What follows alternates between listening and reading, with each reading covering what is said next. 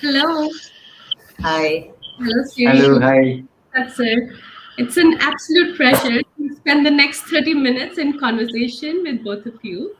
So, for our audience members, a big hello. My name is Saloni Gupta. I am an international executive coach, and I'm thrilled to be having this conversation with my coaches and my mentors, Siri and Sat Sir. It becomes hard when you have to introduce someone as prolific as both of them because they have done so much good work and the list of their degrees and credentials is very long. But just to pick a very few things to describe them, they are SCF credentialed MCC coaches. They have started Alpha Stars since 25 years and they have helped thousands of coaches like myself to gain knowledge, to become credentialed. They kind of bring the best of the East and the West. So they have trained with Richard Bandler for NLP, with Marshall Goldsmith, and have trained also as Kundalini yoga practitioners. So there is so much, and PhDs, and now the two books that all of us are super excited about. So Siri and Satsur, the first question that I have for you, I work with business leaders and I work with multinationals, and the way we describe the environment these days is that there is constant change. There's permanent uncertainty, there's ambiguity, and things are changing at a pace that no one is used to. So when we talk of ancient Indian wisdom, it seems like it belongs to a different era, and so, what I want to ask you is why is ancient Indian wisdom relevant in today's context, especially in today's business context?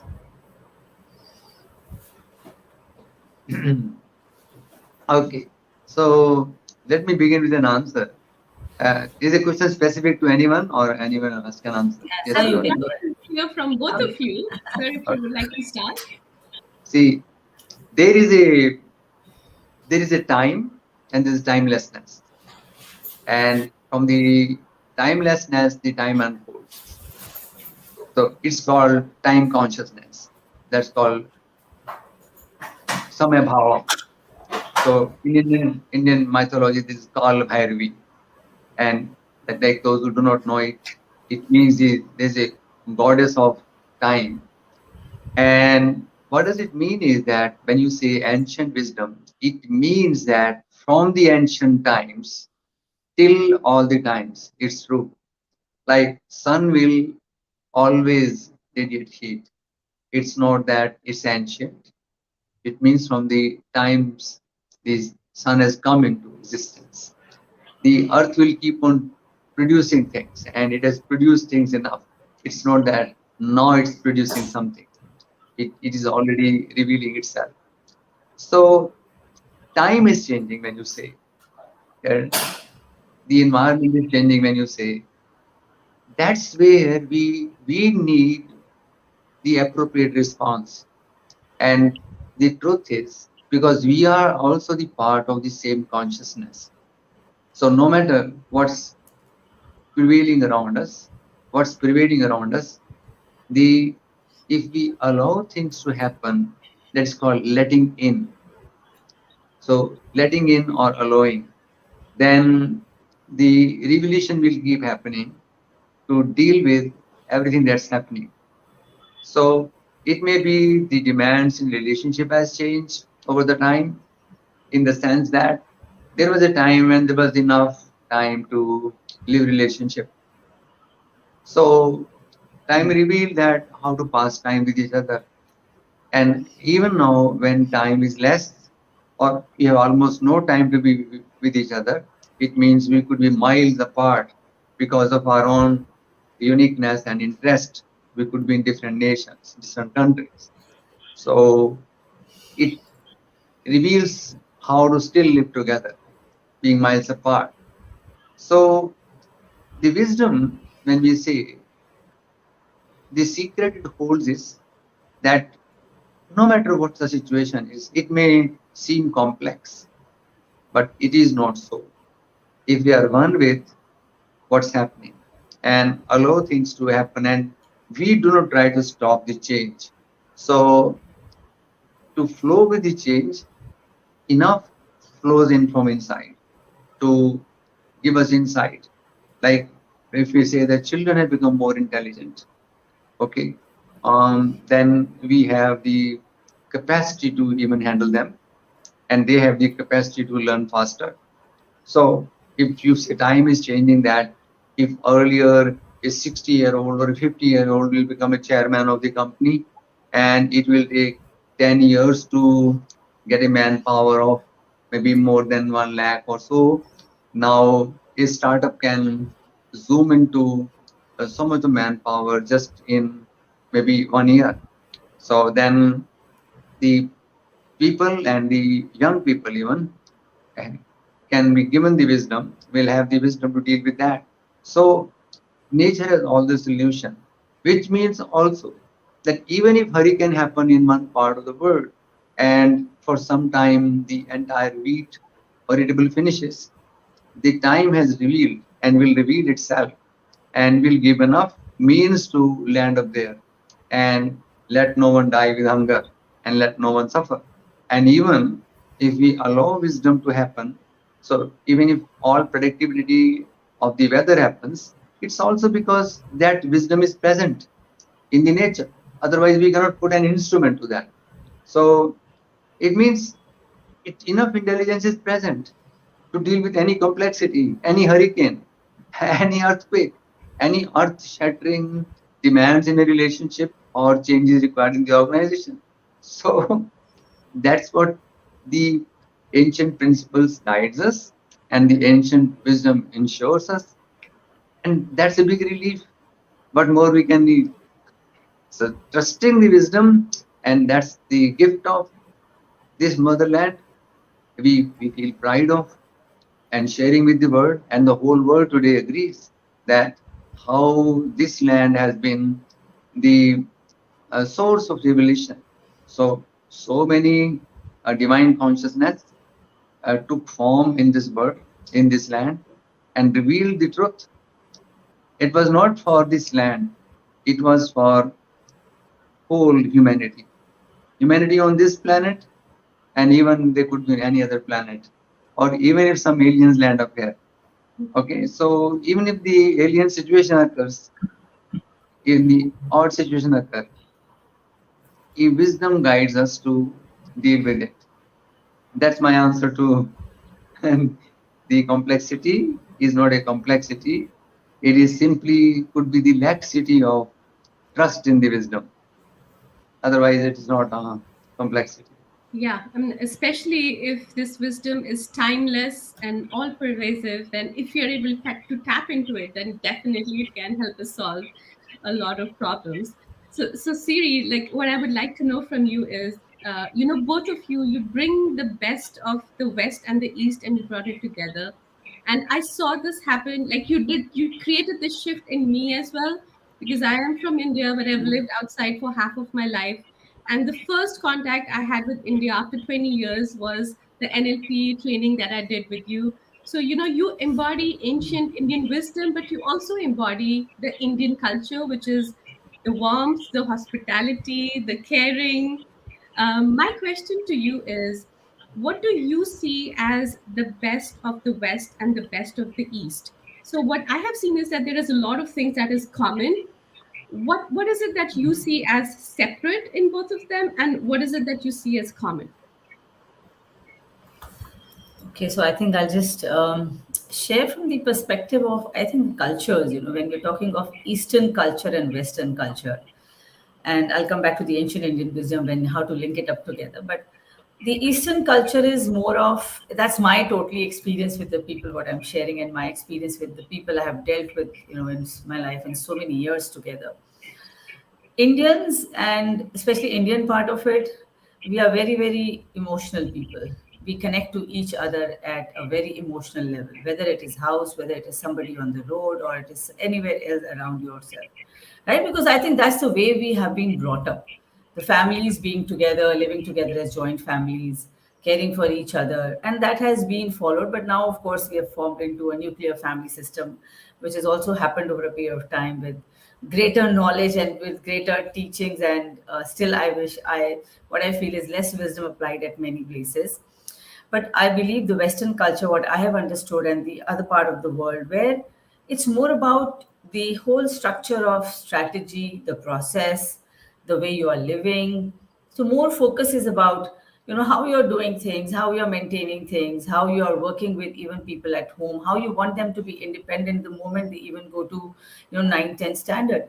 I remember long back, we had one of my neighbors. I'm talking of when I was in 10th, 11th standard, and they used to come, and her like daughter was in US, and she kind of married and left, was there. And when she got her kids, she would, the kids were very small, so we were also small. But then she says they, by the time they were 7, 8, 9 years old, she says we teach them how to be independent. And she says for her, getting her pocket money, I have trained her that every morning she would go and put the newspaper in the bins of everybody's house outside. So I felt that little strange. I said, India, we do not do it. A child is child forever. Whether your parents, even if you're married, you're 40, 50, 60, 70, still you're a child for your parents. And they would go to any extent to do anything for you. Right? Okay. So there's one, I think, the mental makeup of making you feel independent. And in the eastern part of the world, it's more about how you're with the family, how you're connected with them, how you are equally responsible for the people around yourself, right? To however extent people are able to do, that's a different issue. So that's one of the differences which I felt. And also the one of the major difference which I felt was about the value system being imbibed, even at a house, even if it is unsaid, right? So somewhere when you have, like parents and kids at home, sometimes it's defined, sometimes it might not be defined, that this is the culture of our family. The girls would not go out, or they would come back after 9:30, 10. Or of course now they're working, there's still some kind of leverage is given, but still some kind of value system is maintained of connectedness, of, that still finding them unique, but still being with the family, still caring for them, which I felt was missing there. And I remember reading one of the articles long years back. I don't even remember the year. It says that they are passing a bill that if women, even if it's she wants to forego her employment and she wants to imbibe values in the children at home, they would be paid the salary what they are getting, because that's what probably is missing there. It was very, very long back. So I don't know. So that's why always the Western part looks at the Eastern part, that how come you people are still together? How come you people are still emotionally bound? And how come you are still there standing with each other? Whereas, of course, India has started with the concept of the orphans for the old homes, but I don't think so. It's as vast as what is in the other countries. India still people will hold back their, people at home, and they will still try to take care in spite of whatever is going on, right? So that's one of the major differences which I've felt. Speaking of the ancient Indian wisdom, I think that has always said that we have to be there for each other, because nobody is independent. Actually, if you see, if today I see I'm an independent person, but actually it is not so. So many people are supporting me to even stand here today. If my internet falls, I cannot talk. If Saloni is not there, who's going to interview me? And if my office people are not taking care of my office and work, how it's going to work? So if you see from the perspective of working, if you see from the perspective of even today, the food that I get, I'm not growing, somebody else is growing, somebody is getting it, and somebody's, getting us to the market. Somebody's buying it, somebody's cooking at home. And then when I eat, somebody's washing my dishes because I'm working, I do not have the time.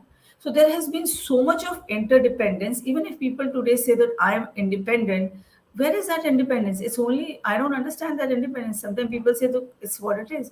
I say, but if you see the whole life, it is not. So this interdependence is a very aspect of human nature of from the very beginning. Right? If today we cut all the trees, we don't have anything to eat. What are we going to eat? We are also dependent on the nature simultaneously.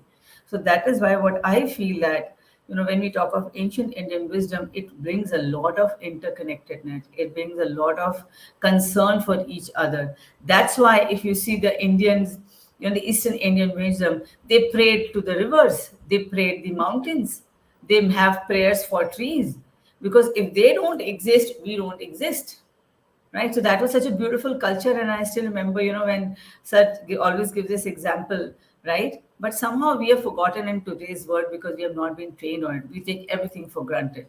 right? Which probably, as we have to just go back and understand how this interdependence is actually causing us to live the life what we are living today, Yes. right? Yes. And so many of the concepts, especially in coaching, like empathy, try to understand other person's feelings, like everything that you Absolutely. said, we are already naturally attuned to doing that, or presence, Absolutely. being able to maintain your presence. So many of these concepts, I feel that they are common, and, it's easier for somebody who is attuned to the ancient Indian Yeah, ways of being. absolutely. I think, yeah, I think so that's the question which you asked, what is common? I think common is about just being human.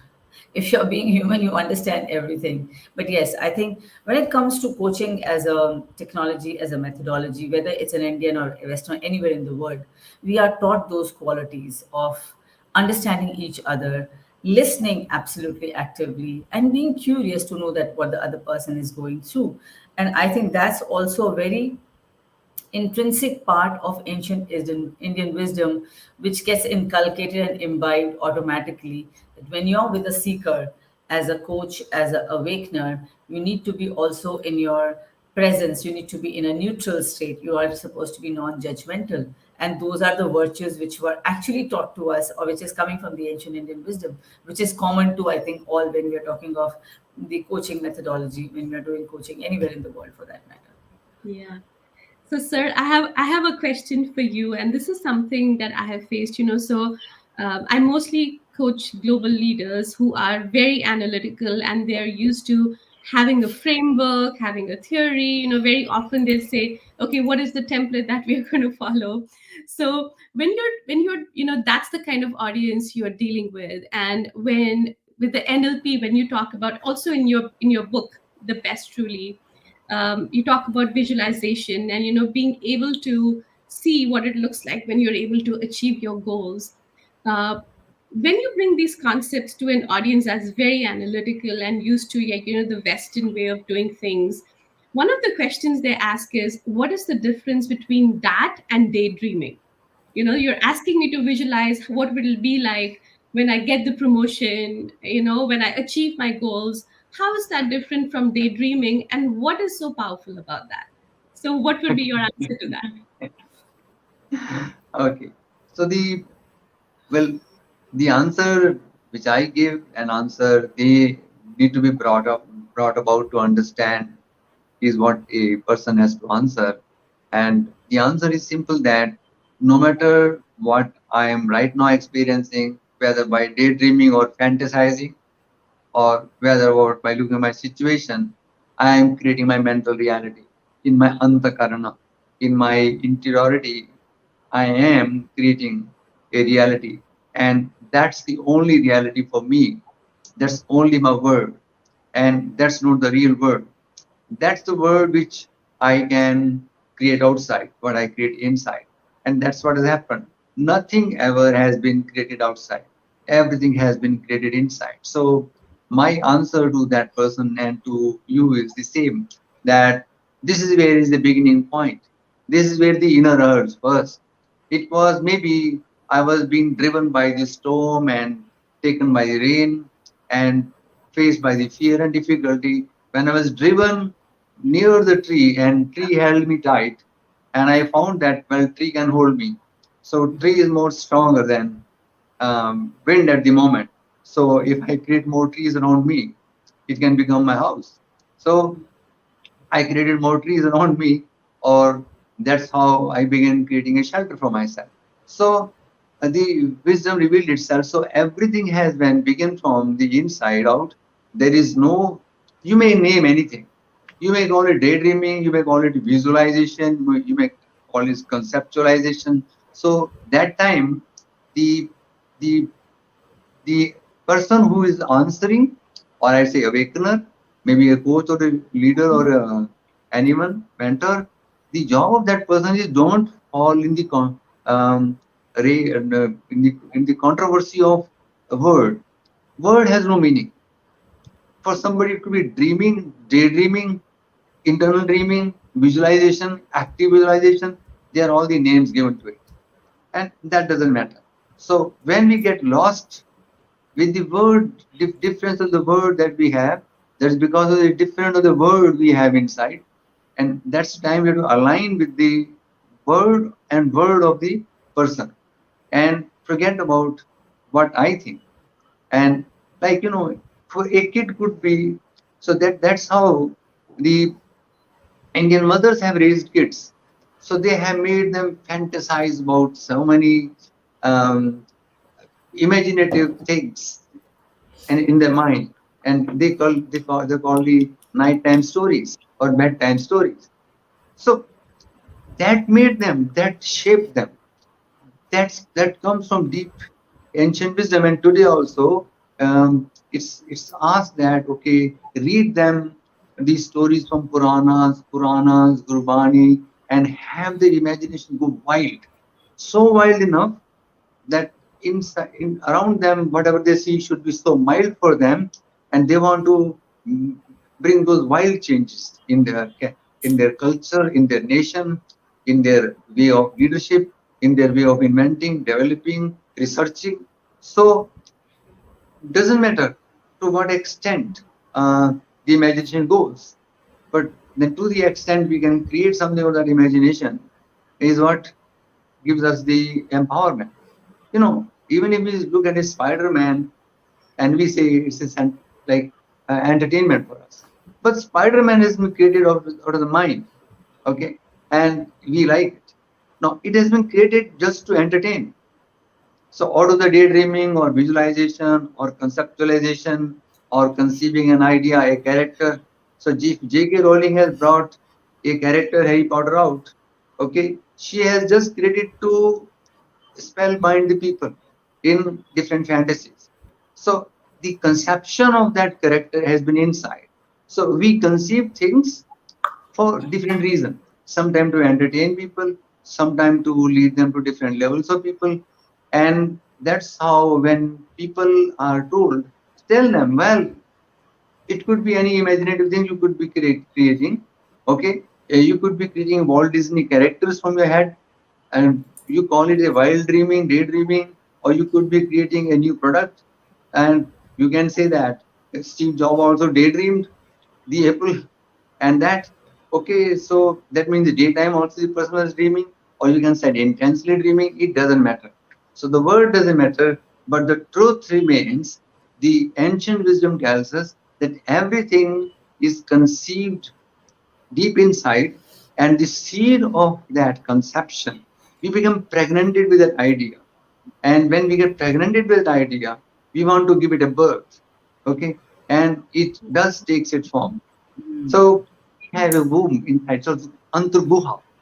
Okay. And that Antarguha is the place, womb of creation. Right. And that is why in India, the even the Guha and the womb is worshipped. That's to speak that it holds so many mysteries, it holds so many intelligent people, and they all can originate from here. And the women is given so much of respect for that purpose, that women is the source of that ultimate creation, and that's called feminine leadership. So that respect, so deep from deep within, this wildness or that imaginativeness brings the so much of it solves many problems. Like for example, the um, the woman is man and woman is called my ardhangini, wild imagination. Okay? But then if you imagine it like ardhangini, right? Then she say it's my ang. So it's my ang, and then it's my part, it's my limb. So if you think that person, your wife or known as Ardhangini, it gives you so much of power. It's a wild imagination or active act of creation. So doesn't matter. Hmm. Well, you have to deal with them at their level. So if a child is flying an object in the hand and saying, "Oh my God, it's a rocket going on," and we cannot say it's not rocket.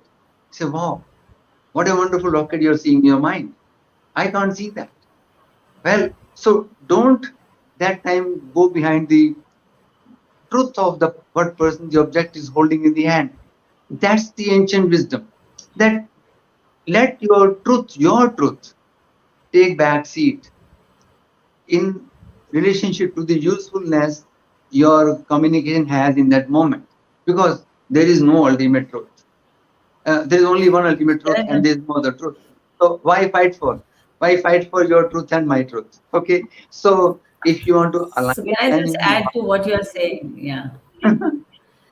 That's a little bit then we more will get technical question. answer. Say, what he's saying, what you asked a question about, if somebody is asking the difference between daydreaming and imagination, especially in the context of coaching, I'm talking. So, of course, that has given a very wonderful perspective. So, the only thing when we are, what we teach and what we have learned, and you also have learned as a coach from the inner motion coaching, it's not only imagination. When you have to tell a difference, and I understand when you're talking to analytical people and doing the coaching, it's a little different because the whole mind is about more rational and logic and steps. So when we talk about imagination, we are not only talking about imagination, you are actually involving every sense of it. A daydreaming is somewhere a person can only see things. But the moment you involve your senses, you see, you hear, you feel, you taste, and smell, the person starts to live the whole reality because your reality is in the five senses.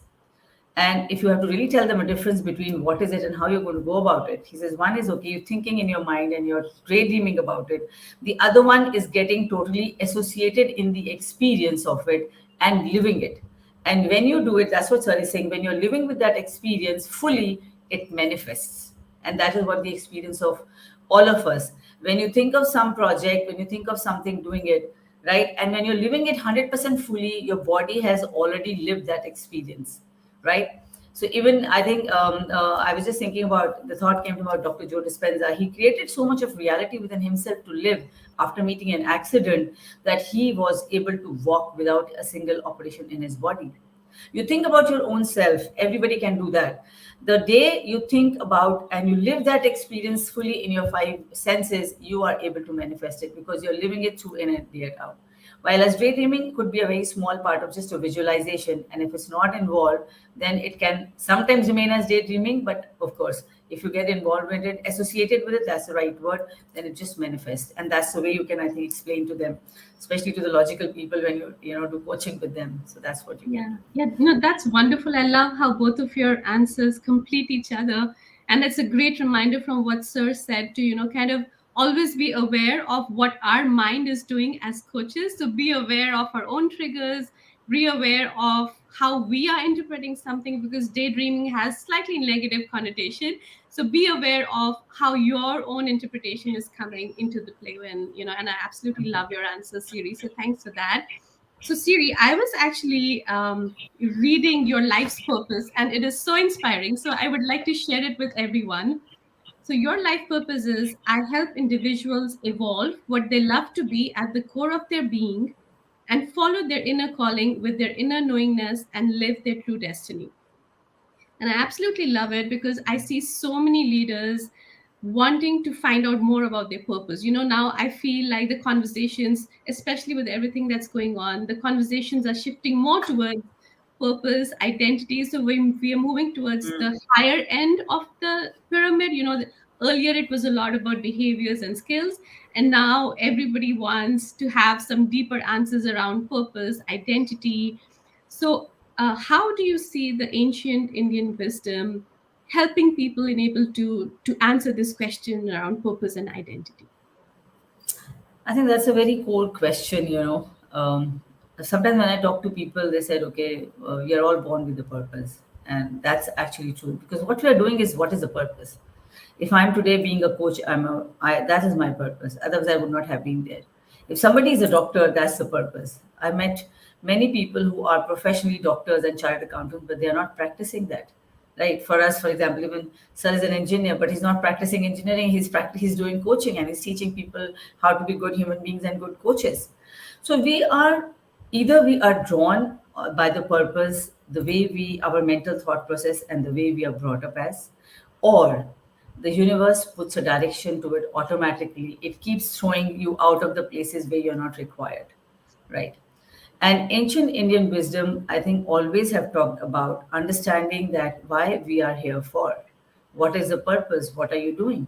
The bigger purpose, of course, we talk about is always giving and sharing. And then, of course, the last purpose is to go and be with that the God or the light where we have come from, if we talk from that paradigm. But when we talk about ancient Indian wisdom in context of finding the purpose, I think it's very, very true, because somewhere deep inside there's always a seed. We always have a seed within us for what we have come here, and many times it gets layered and we are not able to connect it. But some point of time when I'm doing coaching, and also I don't know if that's your experience or there are many people's experience, people are coming to you saying, I have a job, I'm getting a salary, but I'm not happy, this is not what I want to do, I want to do something different.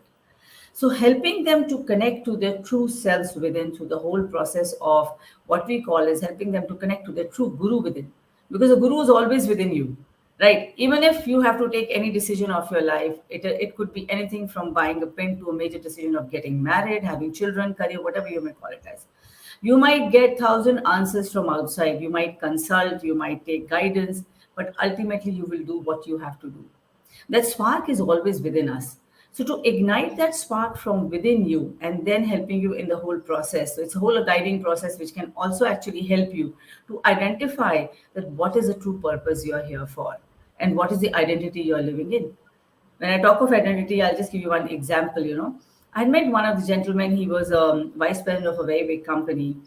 And so we were just talking to him. He says, look, I'm a father, but I'm a mother. My father is a designation, but I and believe it, they have just one son, and he was a marketing head, and he would take his son every time he's going to the market, and he would carry his son with him, in his laps, and that was amazing. I said nobody ever questioned me because I told them he's small, and my wife works, so it's my responsibility equally. So he said, I'm like a mother. So we have to also understand that what is the identity we are living in spite of the designated roles that you carry.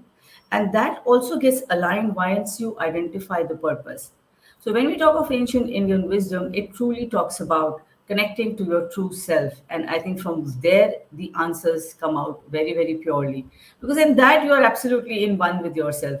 There is no fear, there is no ego, there's no somebody is telling you something. But a light from within, when that sparks and you connect with that, and that is also through the, again, when we talk about ancient Indian wisdom, we talk about the whole body, we talk about the breath, we talk about your whole yogic postures. So if you use all of it and get centered within yourself, I think we'll be able to help to identify really what is the purpose here for, because that answer has to come from within. Nobody can give you that answer. Yes. Right? Okay, you can have many cards on the table. What you pick and choose, again, is coming out from your heart within yourself. And that's, I think, how it's easy, yet not easy. But yes, definitely we can find out that what's the purpose we are living by. That's fantastic. So, sir, I have like a very specific question for you. For someone who is lost, okay, and has absolutely no idea what their purpose is, what is the first step they can take towards igniting that spark that Siri spoke about? First step is recognizing that I am thinking I am lost. And what can I do with the thinking that is making me think I am lost? So if they capture and arrest this process of thinking and ask only two questions. What am I thinking? Is it true what I am thinking?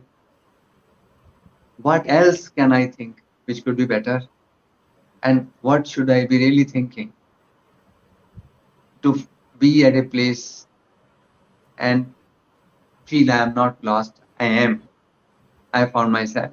So challenging that process of thinking is what a person can immediately do. Okay. And even if you're lost physically sometime, you put this question. Okay. And you will get back to the, the place you want to. Okay. Just by modifying your thinking. So because you have modified your thinkings, and that time you remodify your thinking. That's what is the simple question, simple thing one can do in that moment. And you can also help the person to think this way. Okay. You really create your inner reality, and everything stems from that. All right, that is great. That is fantastic. So, thank you so much for this conversation today. And like I was sharing before, sir being the true guru and coach, when you ask him difficult questions in class, he always turns around and says, "So, what is it that you think about it?" So I was really excited that I get to interview Siri and Satsur, and I can finally get all the answers without having the pressure of providing the answers. So thank you so much. This has been fantastic, and I really enjoyed this conversation with both of you. Thank you. Thank you so much. Thank you. Thank you. Thank you. Bye. Thank you.